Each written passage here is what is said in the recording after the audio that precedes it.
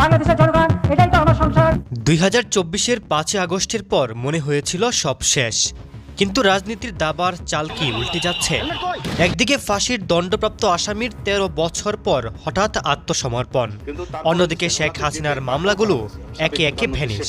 12 ফেব্রুয়ারি নির্বাচন নিয়ে যখন ধোঁয়াশা, তখন আন্তর্জাতিক মিডিয়া কেন জামাতকে নিয়ে এত সরব? পর্দার আড়ালে আসলে কি ঘটছে? আজকের ভিডিওতে সেই গোপন সমীকরণই মেলানোর চেষ্টা করব।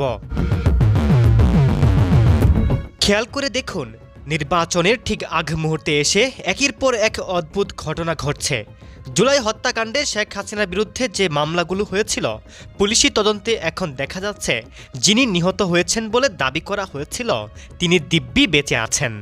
আবার যাকে আহত দেখিয়ে মামলা করা হয়েছিল তাকে খুঁজে পাওয়া যাচ্ছে না। ফলাফল, শেখ হাসিনা সহ শতাধিক আসামি বেকসুর খালাস পেয়েছেন। কিন্তু সবচেয়ে বড় চমকটা হলো আইসিটি ট্রাইব্যুনালের সেই কুখ্যাত বাচ্চু রাজাকার বা আবুল কালাম আজাদের হঠাৎ আত্মসমর্পণ। 13 বছর পলাতক থাকার পর ফাঁসির রায় মাথায় নিয়ে তিনি ঠিক এই সময়েই কেন ফিরেছেন, কেন আত্মসমর্পণ করেছেন?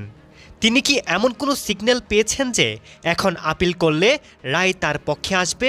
বিশ্লেষকরা প্রশ্ন তুলছেন, বাচ্চু রাজাকারের এই আইনি প্রক্রিয়ার সুযোগ নিয়েই কি ভবিষ্যতে শেখ হাসিনাকে দেশে ফিরিয়ে আনার গ্রাউন্ড তৈরি করা হচ্ছে?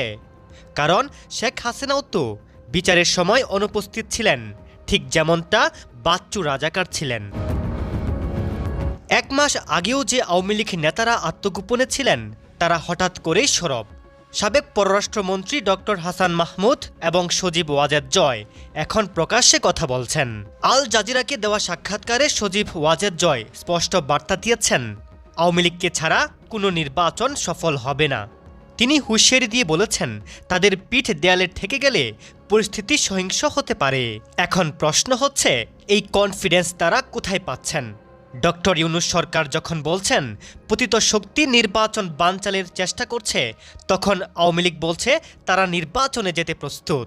অর্থাৎ ভেতরে ভেতরে কি কোনো সমঝোতার বাতাস বইছে? ঠিক এই সময়েই ভারত তাদের নাগরিকদের বিশেষ বিমানে করে বাংলাদেশ থেকে সরিয়ে নিচ্ছে।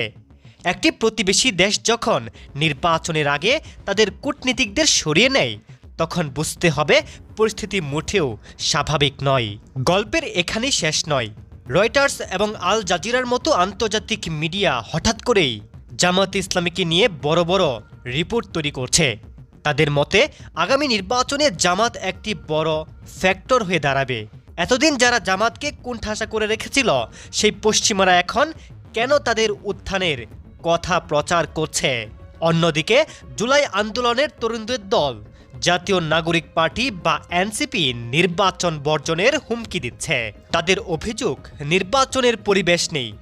একদল নির্বাচন চাইছে, একদল বর্জন করছে, আরেক দল বিদেশ থেকে কলকাঠি নাড়ছে। সব মিলিয়ে 12 ফেব্রুয়ারি আদৌ ভোট হবে কিনা, নাকি আমরা ফের কোনো অনির্বাচিত সরকার বা জরুরি অবস্থার দিকে যাচ্ছি, সেটাই এখন কোটি টাকার প্রশ্ন। এদিকে বাচ্চু রাজাকারের আত্মসমর্পণ, শেখ হাসিনার মামলা প্রত্যাহার এবং জয়ের হুঙ্কার, সব কিছুর যোগফল কি মিলবে 12 ফেব্রুয়ারিতে? নাকি তার আগেই ঘটবে বড় কোনো রাজনৈতিক বিস্ফোরণ? আপনার কি মনে হয়, শেখ হাসিনা কি নির্বাচনের আগেই দেশে ফিরতে পারবেন, নাকি নির্বাচন আবার পিছিয়ে যাবে?